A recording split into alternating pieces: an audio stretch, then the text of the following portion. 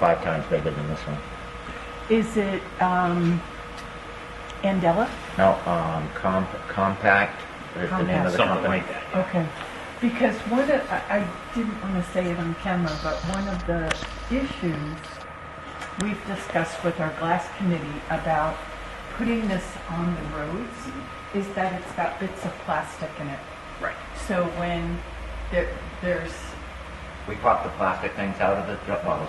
We do, Yeah, but other places other would. places, Yeah, other places don't. but like this machine now those that, end pieces. yes. Yeah. Now this machine that I'm looking at, it pulls the plastic pieces and everything out of it, what it says in the description of this machine. So it removes that. It removes it, it's got a tray for the sand, the crushed glass to go in, and then another tray for all the paper to go into. Yeah, all the debris. Oh, interesting, because then it would be a cleaner Yep. end Much product. cleaner product, Yeah. right?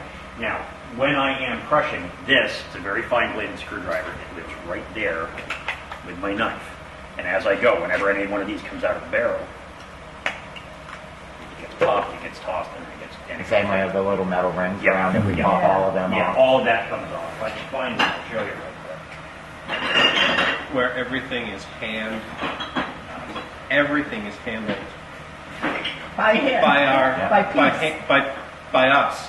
Yeah, Everything is sorted. yeah. Everything from the glass to our cardboard, mixed paper, people are sorting it as it comes in. But when we're putting it in the baler, if we come across a piece of good office white paper, it gets put into office white paper, not just into the mixed paper. Well, you guys are definitely making it happen. I appreciate having this. I have a presentation to do for the New York State Recycling Association, their annual conference, and yeah.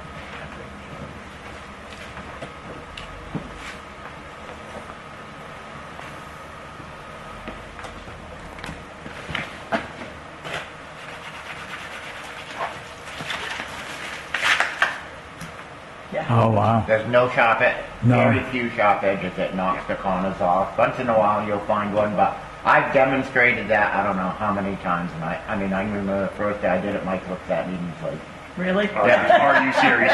but that's what they said, that's what they said. It's no sharp, so you need to test it, find out, Now, the one thing I will point out about that is the further into the service life of the crush plate you get, the coarser the grind gets. So how long do you think that plate will last? The crush plate is, okay, it is rated to 20,000 individual pieces, according to the literature from the company. Right now, I'm somewhere north of 12,000. So I am noticing a noticeable degradation in the fineness of the grind.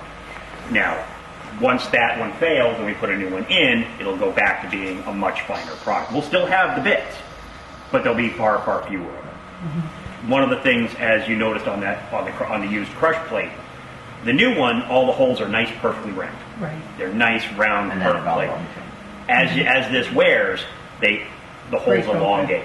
Yeah. Yeah, it ovals them out.